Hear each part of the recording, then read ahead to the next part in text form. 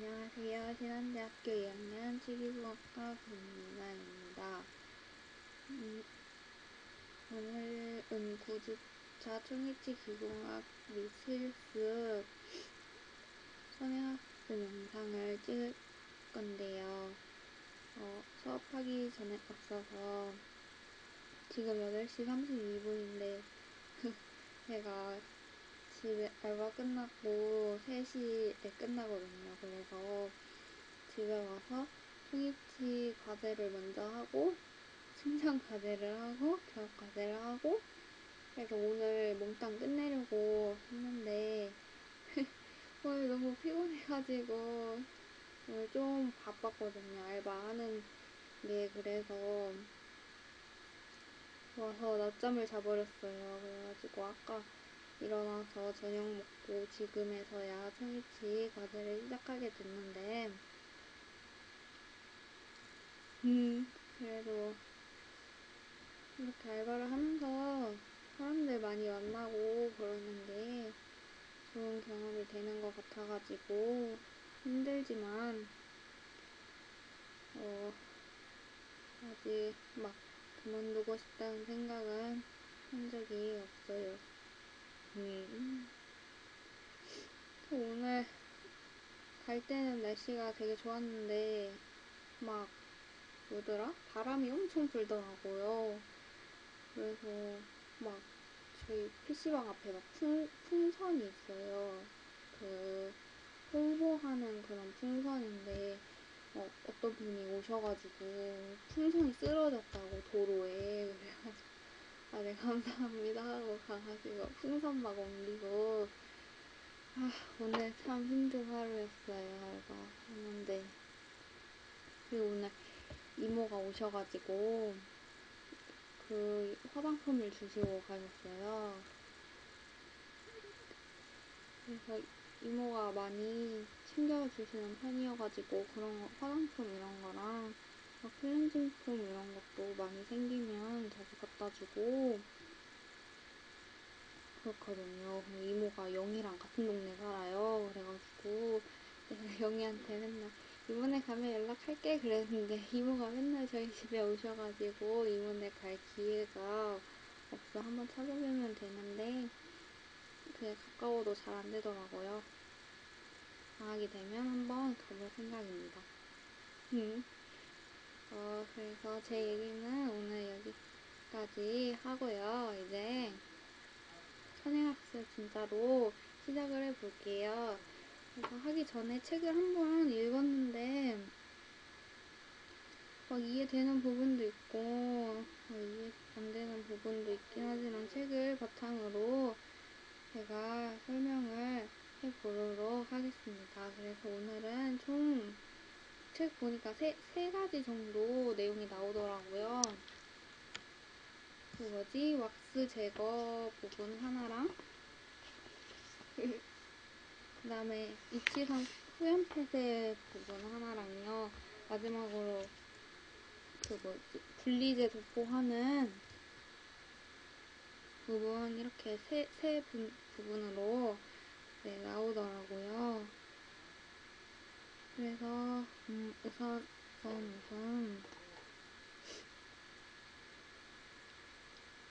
왁스 제거 부분부터 시작을 해볼게요. 우선 매무랑 경석고가 경화되면 저희가 경석고로 3차 매물까지 하잖아요. 그리고 나서 그 매물제가 경화가 되면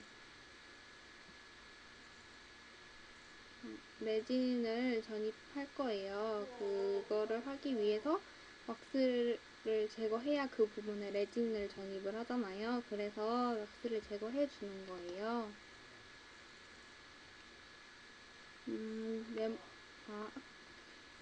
아까도 말했다시피 메모랑 경석고가 경화하면 레진을 전입할 음영을 형성하기 위해 상함을 분리를 해서 함 속의 나비치 상의 왁스 및 기초상을 제거하는 과정을 왁스 제거라고 하고요.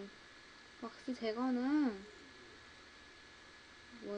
이제 함을 온수에 담가서 왁스를 우선 연화시킨 다음에 상하함을 분리시켜서 왁스를 제거하게 되는데, 왁스를 연화시키기 위해서는 60에서 70도의 온수에 5에서 10분간 담가두는 것이 왁스를 녹이지 않고 연화시킬 수 있어서 이상적인 방법이라고 해요.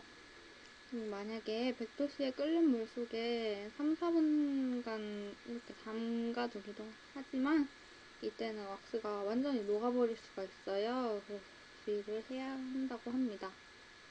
그리고 함 속에 매몰된 왁스를 연화시키는데 소요되는 시간은 액체의 종류, 함의 종류, 함의 크기, 함의 수, 물의 온도 및 양 등에 따라 다르지만 아까 또 60에서 70의 온수에 5에서 10분간 담가둔다고 했잖아요.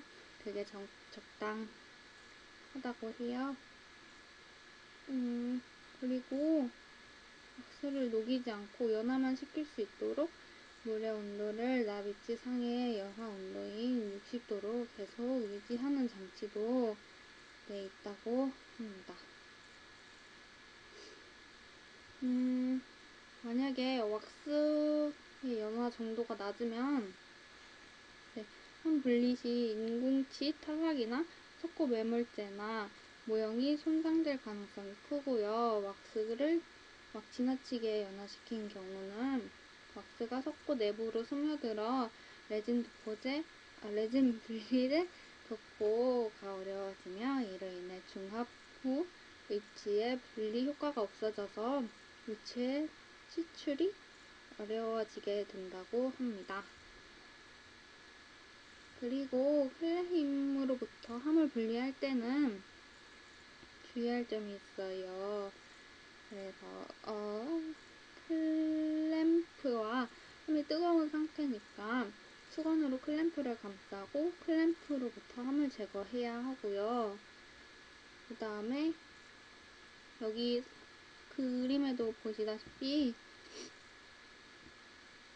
상하함을 분리할 때는요, 함의 후방과 전방에 있는 홈의 석고도를 집어넣고 가볍게 들어 올려 분리를 시키면 된대요. 분리시킬 때 절대 무리한 힘을 가해서는 안 되고요. 상함을 직상방으로 들어 올려 분리해서 측방력에 의한 모형이나 주형의 손상이나 파도를 피해야 해요. 그리고 함이 분리되지 않는 경우도 있어요. 함이 분리되지 않는 경우는 처음에 1단계 매몰한 경석고의 표면에 첨화가 있거나 1단계 매몰 후 석고 분리제를 도포하지 않고 2단계 매몰을 했거나 나비치 상에 왁스가 연화되지 않을 경우에는 상하의 함이 분리되지 않는다고 합니다. 그래서 상하함을 분리한 다음에 왁스를 제거할 때는 왁스가 연화돼서 한 덩어리로 제거되는 것이 가장 바람직하다고 해요. 그리고 제거된 기초상 및 왁스를 수거하여 무게를 측정해두면 추후에 필요로 하는 레진 분말의 양을 측정하는 데 도움이 된다고 합니다. 그래서 나중에 레진 분말을 측정한 레진 그 전에 측정해 놓은 나비치 상의 무게의 1.2배와 여유 분량을 추가해서 레진 분말을 사용해줘요. 그래서 상악은 약 30cc 정도, 하악은 25cc 정도로 레진 분말을 사용했습니다.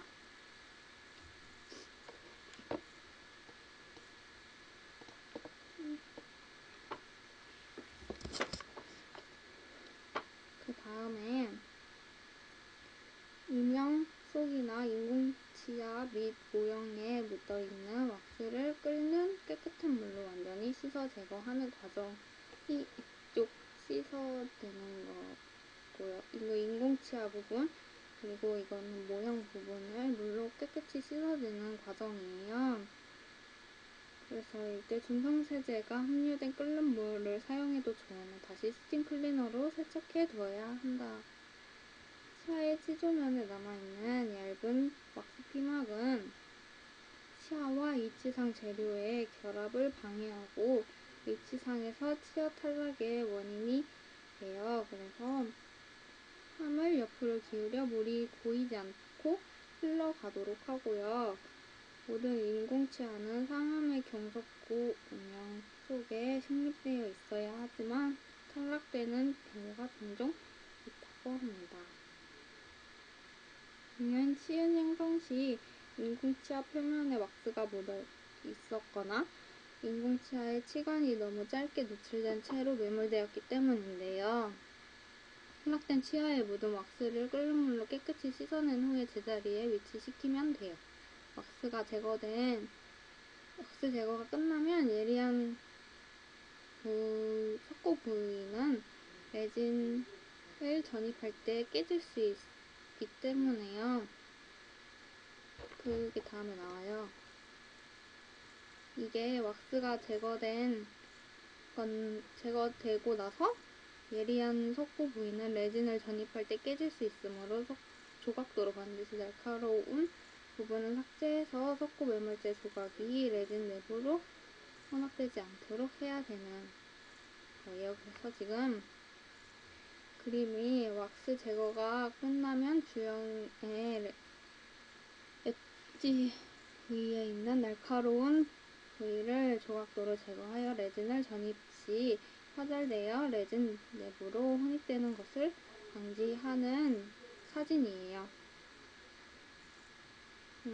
이 과정이 끝나면 음영 내부에서 왁스가 깨끗하게 제거되었는지 최종 확인을 하고 입지상 후연 폐쇄와 릴리프 처리를 시행한 후 분리제를 도포할 준비를 하는 거예요. 릴리프 처리를 하는 곳은 절치 유두, 정중국의 봉합 선 부위, 이공 부위, 골륜기가 있는 부위 등인데 주석박이나 알루미늄 박을 적당한 크기로 잘라 붙이면 돼요. 이렇게 이게 인공치가 왁스가 전혀 남아있지 않고 인공치에서 깨끗하게 분리된 모습을 볼 수가 있어요. 이렇게 깨끗하게 분리를 해주고요. 그 다음 나오는 게 이치상 후연 폐쇄라는 거예요.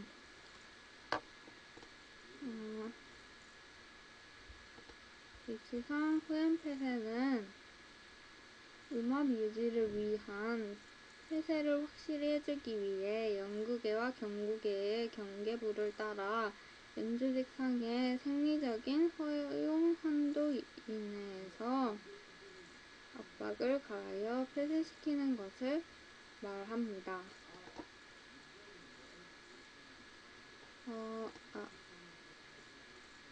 그리고 이러한 목적을 수행하기 위해서는 인상 체득 시 이치상 후연 부위에 있는 연조직상에 압박을 가하도록 특수 재료를 쌓아두거나 모형상에서 폐쇄구를 파줘야 돼요. 이런 행위를 포스트 데밍이라고 부르며 생성되는 폐쇄 형태를 포스트 담이라고 한다고 합니다. 그래서 이치상 후연 폐쇄를 하는 목적이 네 가지가 나와 있어요.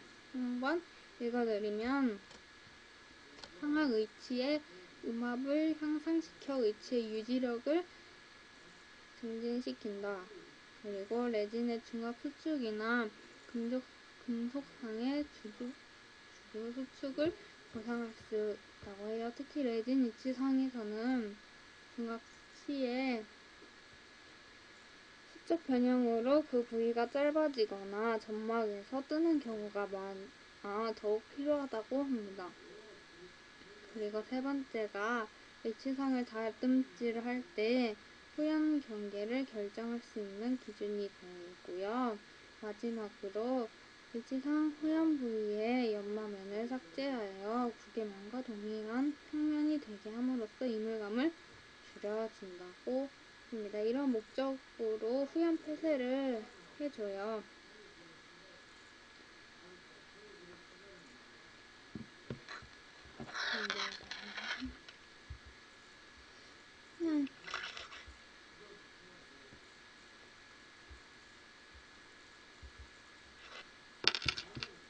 그래서 후연 폐쇄를 하는 방법에는 두 가지가 있어요.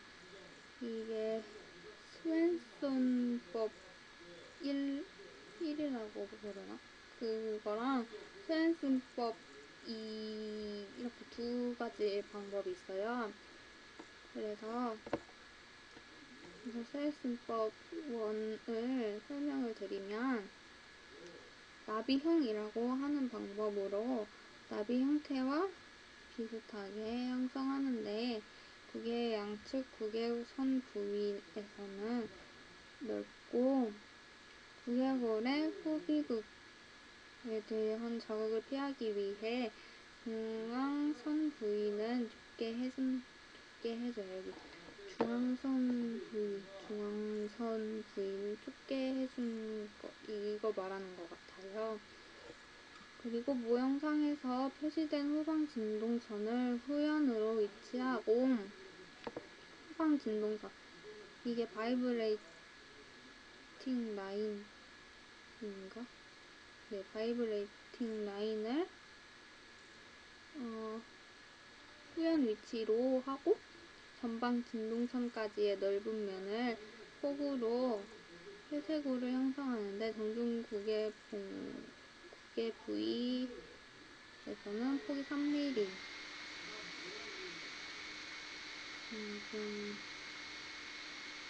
폭이 3mm, 깊이 1mm의 굴을 형성하고 양측에서는 폭이 6mm, 깊이 2mm의 굴을 형성한다 라고 되어 있어요. 폭이 2mm, 양쪽은 1mm, 폭이 6mm, 그다음에 깊이 2mm 이런 식으로 굴을 형성한대요. 이것은 최후연 위치에서의 깊이이며 전방으로 향할수록 깊이를 점점 얕게 하여 모형의 구개면과 일치되도록 합니다. 완성된 위치에서는 이와 같은 형태로 돌출하게 되어 위치가 구강 내용에 장착되며 넓은 범위의 점막에 압박을 가하면서 후연 폐쇄를 하게 되어 위치의 유지를 한층 높이고자 하는 방법이라고 합니다. 이게 나비 모양이어서 나비형이라고 하는 방법이라고 하는 것 같아요. 그리고 두 번째는 저건 모양상에서 위치의 후연 위치로부터 2, 3mm 전방에 깊이 1에서 1.5mm, 폭 1.5mm의 V 형태 굴을 고압도와 같은 예리한 기구로 형성을 해줘요. 이게 V형 이걸 말하는 거겠죠? 형태의 굴을 형성을 하는데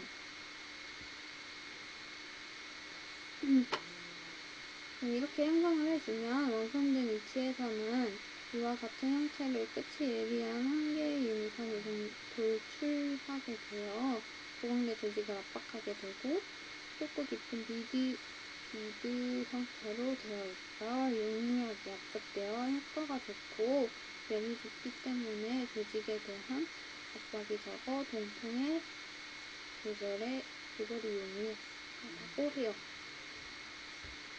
원칙적으로는 현재의 구강 상태를 진단하지 않고는 후연 폐쇄에 대한 설계를 할 수가 없대요. 그래서 치과 의사와 상의해서 하는 것이 바람직하지만 후연 폐쇄에 대한 기본 설계 원칙은 그게 경사가 심하면 좁은 형태의 비드를 약간 전방부에 형성하고 경사가 완만하면 넓은 형태의 비드를 후방부에 형성을 한대요. 이게 무슨 말인지 생각을 해봤는데, 뭐지? 그게 경사가, 우선 그게 경사가 심하면, 이거 말하는 것 같아. 그게 경사가 심하면 미드가 좁아요. 그리고 그게 경사가 넓으면 미드가 넓죠. 그래서 일반적으로 후연 폐쇄에 대한 기본 설계 원칙은 그게 경사가 심하면 좁고요. 그 다음에 경사가 완만하면 넓은 형태의 비드를 형성한다고 해요. 그리고 일반적인 후연 폐쇄에 대한 기본 설계 원칙이라는 것도 나와 있는데요. 클래스 1은 경사가 완만한 형태의 영국이며 전방진동선과 후방진동선 사이의 거리가 가장 넓기 때문에 넓은 형태의 비드를 형성할 수 있어 유지력을 높일 수 있고 통일치의 이해가 좋은 형태래요. 그리고 클래스 2는 클래스 1과 클래스 3의 중간 형태를 비드의 폭도 이게 클래스 2인데 이거와 이거 사이로 폭도 이거와 이거 사이로 폭을 형성해준대요. 그리고 클래스 3는 경사도가 가장 심한 형태의 영국계이며 조개면의 형태가 V자에 가까운 현장에게 해당이 되어 전방 진동선과 후방 진동선 사이의 거리가 가장 짧기 때문에 좁은 형태의 비드를 형성하는 것이 라고 합니다. 그래서 클래스 1, 2, 3에 대해서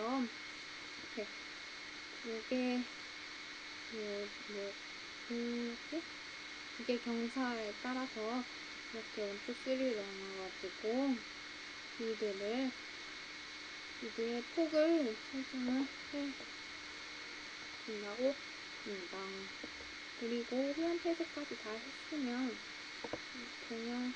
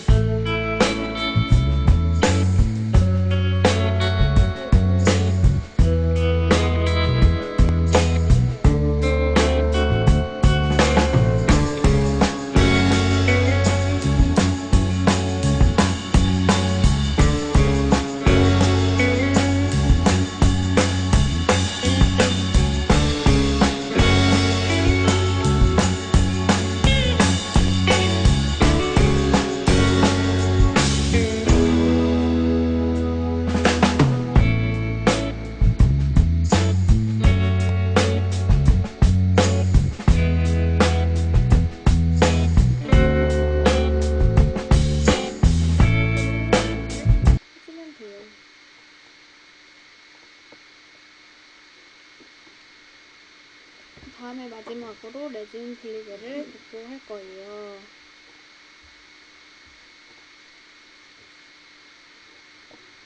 레진 블리제는 중압되기 전에 레진 혼합물이 물에 젖는 것을 방지하고 레진액이 석고 내면으로 스며드는 것을 방지하기 위해 석고 음영과 모형 표면의 방수 처리가 되도록 레진 블리제를 도포를 해줘요.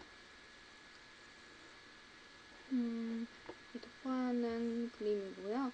블리제 중에서 레진에 대한 가장 확실한 블리제는 주석박이라고 하는데 주석박을 모형에 압접하는데 시간이 많이 걸리고 주석박이 서로 겹쳐서 주름이 생기므로 현재는 거의 사용하지 않는다고 합니다. 그리고 석고 음영이의 다공성 표면을 밀폐하는데 동일한 효과를 나타내는 주석박 대용물로서 액체로 된 레진 분리제를 사용하고 있어요. 현재 주로 사용하는 레진 분리제는 알지네이트 컴파운드 용액이며 건조되면 물에 불용성인 얇은 막을 형성해요. 만약에 레진액이 석고 음영 속으로 스며들면 중압 후 레진 위치상은 석고 음영과 접착되어 위치에서 모형을 제거하는 데 시간의 소비가 많고 분리되어도 위치상의 표면이 부스럼처럼 거칠어져요. 그래가지고 의치의 조직면에 부착된 석고 모형재를 제거할 때 의치상의 조직면이 손상되어 적합 상태가 나빠질 수 있어요. 그리고 중합이 일어나기 전에 레진 혼합물이 수분과 접촉되면 레진의 중합 속도, 의치의 적합성, 중합 강도 등에 나쁜 영향을 주고요. 수분이 유타액으로 확산되어 흰 구름과 같은 얼룩이 생겨서 신민성을 감소시켜요. 이 외에도 원성 후 수분이 증발하면 의치의 내부 응력이 발생하여 의치상 표면에 잔금이 생길 수 있다고 합니다.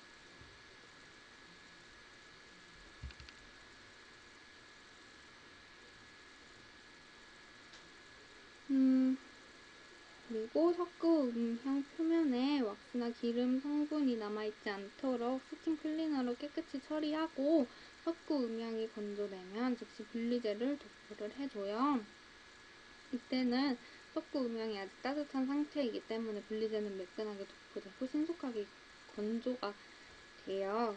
그리고 분리제를 도포하면 면이 원활하고 반짝이게 돼요. 얇게 도포해야 위치의 내면과 외면에 섬세함이 재현될 수 있어요. 그리고 사용한 붓은 병 속에 들어있는 새로운 분리제가 오염되지 않도록 병 속에 직접 넣어서는 안 되고 필요한 용량만큼 다른 용기에 덜어놓고 쓰는 것이 좋아요. 그리고 석고 음영이 습하고 뜨거울 때는 분리제를 도포하지 않아야 해요.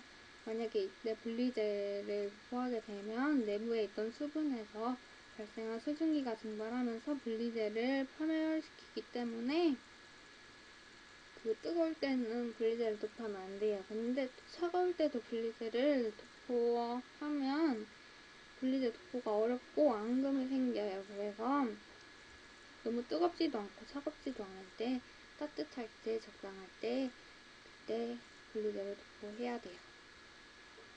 그리고 분리제는 한쪽부터 신속하게 균일한 두께로 도포를 해줘야 돼요. 그리고 두 종류의 붓의 크기를 준비를 해요. 여기 보시면 이거랑 이게 두 종류의 크기의 붓인 것 같아요. 그래서 작은 붓은 인공치아 주위를 도포할 때 사용을 하고 큰 붓은 그 외 모형과 석고 음영 내부를 도포할 때 사용을 해요. 만약 인공치아 주위에 레진 분리제가 묻으면 위치상과의 결합이 방해가 되고 사이에 틈이 생겨요. 그러니까 레진을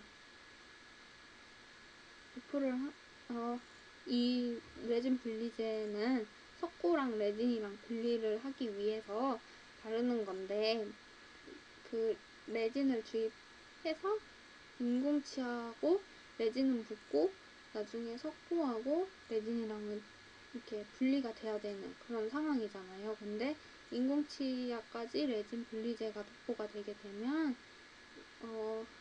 그 레진하고 인공치아의 결합이 안 될 수가 있어요. 그래서 작은 붓으로 인공치아를 피해가지고 그 옆을 도포를 해주고 큰 붓으로 나머지 석고 부분을 도포해서 인공치아에 분리제가 도포되지 않도록 주의하도록 하라는 그런 말인 것 같아요.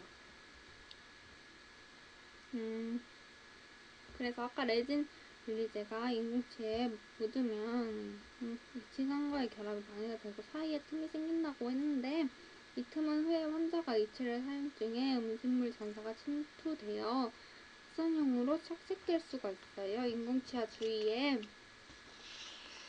묻은 분리제는 흐르는 물로 씻어내고 함을 세워두어 물기가 밑으로 빠질 때까지 방치해야 해요. 두둑이 분리제를 재차 도포할 때에는 약간 건조된 분리제는 끈적한 상태가 되어 붓에 묻어날 수 있어요. 그래서 완전히 건조가 된 다음에 다시 재도포를 하는 방법을 쓰는 것이 좋아요. 하지만 너무 여러 번 도포하는 것은 바람직하지 않는 것 같아요. 그리고 여러 번 반복해서 사용을 해가지고 석고 입자가 묻어있는 붓에 위에 오염된 분리재를 사용하면 불효과가 저하가 되고, 그렇기 때문에 사용하고 남은 분리재는 그냥 버리는 게 좋다고 좋아요.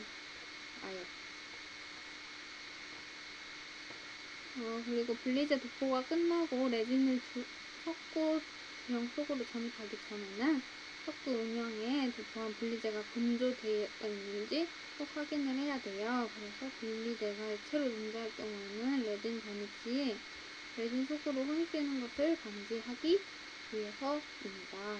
또 상하게 석고 음영에 분리재가 도포 완료되면 일치상 레진을 혼합하여 전입하면 돼요. 여기까지 분리재 도포까지 했으면 다음에 일치상 레진을 혼합하여 전입하면 돼요. 이거는